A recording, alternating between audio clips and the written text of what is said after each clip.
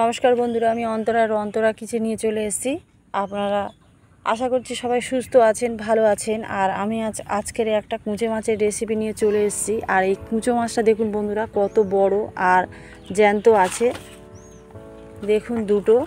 আর এই মাছটা কাটা অনেকেই ভাবে যে অনেক কঠিন, কিন্তু খুব সহজ বন্ধুরা। আর সেটা আমি কেটে দেখাবো আর তারপরে এই রেসিপিটি বানাবো। দেখুন বন্ধুরা, জ্যান্ত রয়েছে আর নড়াচড়া করছে। মাথার কাছ থেকে বন্ধুরা আস্তে আস্তে চিড়ে নিয়েছি, তারপরে ছালটাকে আস্তে আস্তে ছাই দিয়ে টেনে টেনে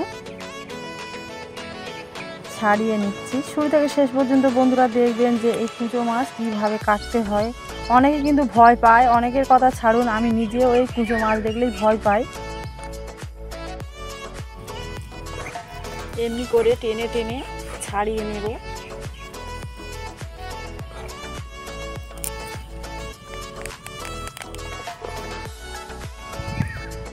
দেখুন বন্ধুরা, ছাড়ানো হয়ে গিয়েছে।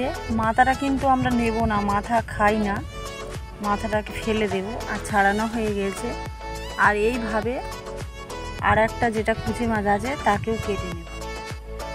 কুচে মাছটাকে আমি ছোট ছোট পিস করে কেটে নিয়েছি আর পরিষ্কার করে ধুয়েও নিয়েছি বন্ধুরা। দেখুন এরকম ছোট ছোট পিস করেছি।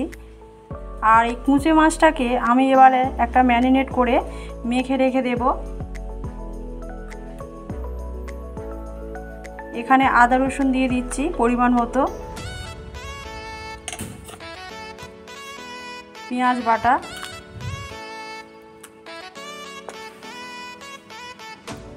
হলুদ গুঁড়ো, লঙ্কার গুঁড়ো, কাশ্মীরি লঙ্কার গুঁড়ো, জিরে, ধনে আর লবণ মাখিয়ে নেব।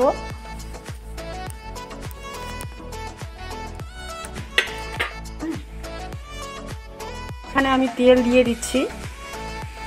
আমি এখানে সাদা তেল ব্যবহার করছি, আপনারা চাইলে সর্ষের তেলও ব্যবহার করতে পারেন। আর এটাকে ভালো করে মেখে নেব।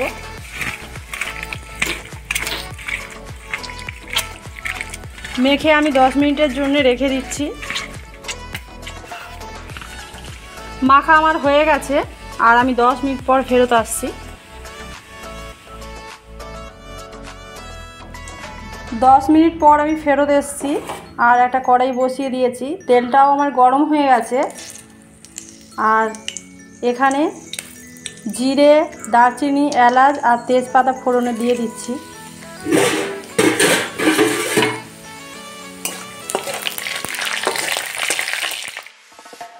ম্যারিনেট করা মাছগুলো আমি এবার দিয়ে দেব।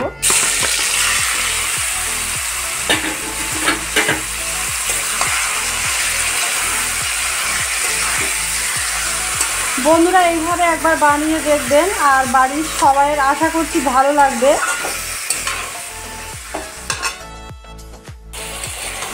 আর কিছুক্ষণ আমি কষে নিয়েছি ভালোভাবে।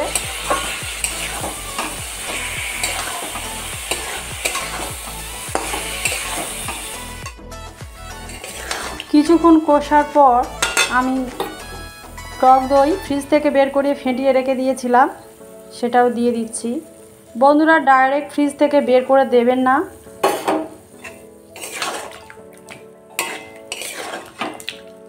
এবার আমি এটাকে মিশিয়ে নিয়েছি।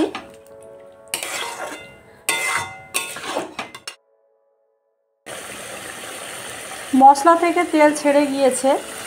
আর আমি এবারে যে ম্যারিনেট করা ছিল তাতেও কিছু মশলা লেগেছিল, সেই জলটা আমি ধুয়ে দিয়ে দিচ্ছি। এবার ফুটে গেলে নামিয়ে নেব। কুচো মাছের রেসিপিটি হয়ে গিয়েছে আর আমি এবার নামিয়ে নেব।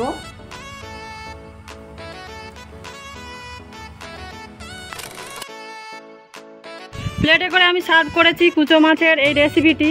আর যদি এই রেসিপিটি আপনাদের ভালো লেগে থাকে, লাইক, কমেন্ট, শেয়ার, সাবস্ক্রাইব করবেন। আর আমার সঙ্গে থাকবেন, আমার সাথে থাকবেন। আপনারা সবাই সুস্থ থাকবেন, ভালো থাকবেন। আর আমি আবার একটা রেসিপি নিয়ে ফেরত আসবো। সবাইকে ধন্যবাদ।